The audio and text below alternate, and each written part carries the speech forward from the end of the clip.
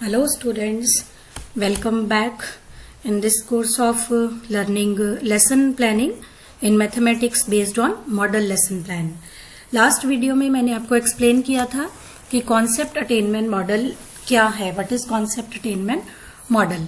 और इस वीडियो में जैसे मैंने आपको पहले भी बताया था, I am trying to explain कि हम मैथ्स का मॉडल बेस्ड जो लेसन है वो किस तरह से बनाएंगे। Concept attainment teaching model based on concept attainment model. और यहाँ पे जो कॉन्सेप्ट मैं लेके चल रही हूँ, ये जो मैं आपको फॉर्मेट दिखा रही हूँ, ये सिर्फ रेफरेंस पर्पस के लिए है कि किस तरह से आप अपना जो लेसन प्लान है एज अ प्यूपिल टीचर आप लोग बिफोर हैंड एक्सप्लेन करोगे। ये है टॉपिक जो कॉन्सेप्ट है ऑड नंबर्स का। और curriculum objective, as you all know, curriculum objective इसमें है to develop inductive thinking of students, क्योंकि कॉन्सेप्ट अटेनमेंट जो मॉडल है वो इंडक्टिव थिंकिंग के ऊपर बेस्ड है। And the general objectives of teaching mathematics to create reasoning, imagination power, interest among students, to develop their skills etcetera. Now here a specific objective is to define odd numbers. Students will be able to define odd numbers. They will be able to state the critical attributes of odd numbers, जो हमने concept attainment model के syntax में भी सीखा कि बच्चे जो attributes हैं या एट्रीब्यूटिव वैल्यू है वो इन्वॉल्व होती है इसमें. Then students will be able to give more examples of odd numbers. They will be able to identify odd numbers from the different numbers or from any pattern in a number sequence if we give. And of course next step है कि आपको क्या मान के चलते हो कि students को क्या पता होगा before hand, what is the prior knowledge needed. So here I am assuming that people have some knowledge about operation of numbers, and let's say people have some knowledge about types of numbers and operation of numbers. Operation of numbers obviously जो चार operation है, addition, subtraction, multiplication and division, अगर आप lesson planning में use कर रहे हो। और इसके लिए मटेरियल क्या यूज कर रहा है स्टूडेंट, जहां ये लेसन प्लान फ्रेम किया गया है, कलर्ड पेपर कटिंग्स हो सकती हैं, फ्लैश कार्ड हो सकते हैं आपके, या आप सपोज कोई चार्ट बोर्ड साथ में यूज कर सकते हो जिसके ऊपर आपने 2 कॉलम बना के जो नंबर्स हैं वो लिखे हुए हैं। और साथ में आप you can use chart board, right. So yes, जैसे हमने सिंटेक्स कर दिया था, देखा था कि फेज 1 क्या है हमारा, प्रेजेंटेशन ऑफ डाटा। अब इसमें स्टूडेंट्स जो पीपल टीचर है उसने क्या करना है, अपने टॉपिक से रिलेटेड कुछ पॉजिटिव एग्जांपल्स देनी है और कुछ negative examples. So let me show you the next.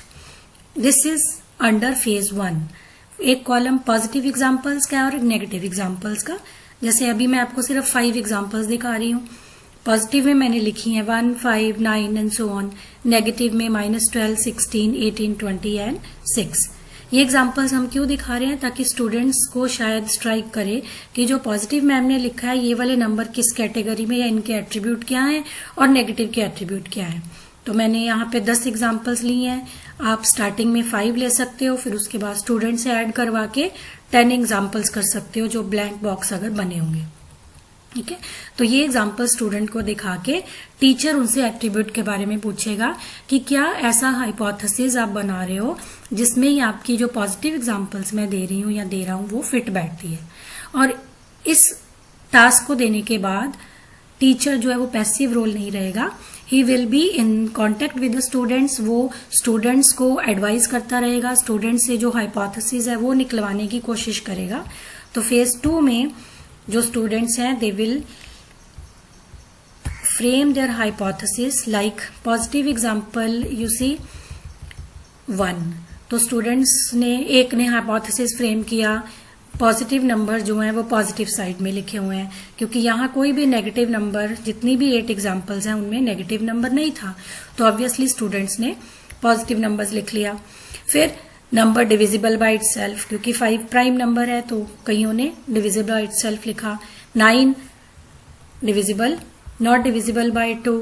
Then decimal number. ये हम कौन सी एग्जांपल के हाइपोथेसिस है, पॉजिटिव के. 5/4 को students are writing fraction. 7 number divisible by itself, 21 not divisible by 2, 35 not divisible by 2, right. तो इस तरह से हाइपोथेसिस स्टूडेंट्स ने फ्रेम कर दिए. अब इनमें से टीचर को पता है कि कॉन्सेप्ट क्या है, और पॉजिटिव एग्जाम्पल के बेस में जो हाइपोथेसिस उन्होंने बनाए या जो रॉन्ग रिस्पॉन्सेस थे वो स्टूडेंट्स जो है टीचर वो रिजेक्ट करेगा जो नेगेटिव हाइपोथेसिस है. और फिर जो डिफरेंट एग्जाम्पल्स थी, ये यहाँ एग्जाम्पल्स दी हुई है. फर्स्ट स्टूडेंट की यस लिख दिया, 20 को no, -21 yes, -22 no, 50 no and so on. तो ये पता चलने के बाद कि स्टूडेंट्स को अब समझ आ गई है, वो और ज्यादा हाइपोथेसिस फॉर्म करेंगे. पीटी उनके एफर्ट्स को अप्रिशिएट कर रहा है और साथ में मोर एग्जाम्पल दे रहा है, जिससे कि जो स्टूडेंट्स हैं वो कॉन्सेप्ट तक पहुंच जाए. और ये क्लियर होने के बाद कि स्टूडेंट्स ने कॉन्सेप्ट फ्रेम कर लिया है कि नंबर जो नॉट डिविजिबल बाय 2 हैं वो पॉजिटिव साइड्स में हैं, तो पीटी अपने टॉपिक को अनाउंस करेगा, कॉन्सेप्ट को अनाउंस करेगा कि कॉन्सेप्ट वाज ऑड नंबर्स. ठीक. और उसके बाद जैसे रिफ्लेक्शन है, questions will be asked, what concept comes in your mind. जब आपने पहले एग्जांपल देखी, जब आपको और एग्जांपल दी गई तो आपने क्या गेस किया. फिर जब आपको और एग्जांपल्स दी गई जो टीचर्स ने दिखाई, तब उससे आपको किस तरह से क्लैरिटी मिली, किस एग्जांपल से क्लैरिटी मिली. So in this stage students are defined to odd numbers, they are able to give more examples of odd number and they can easily identify the odd numbers. So this was the format of lesson plan, how you will frame. I am again repeating phase 1, phase 2, phase 3 and last में a worksheet can be prepared. So hope this is clear. If still you people have any doubt, you can type in the comment box. I'll try to clarify those. Thank you students. Thank you.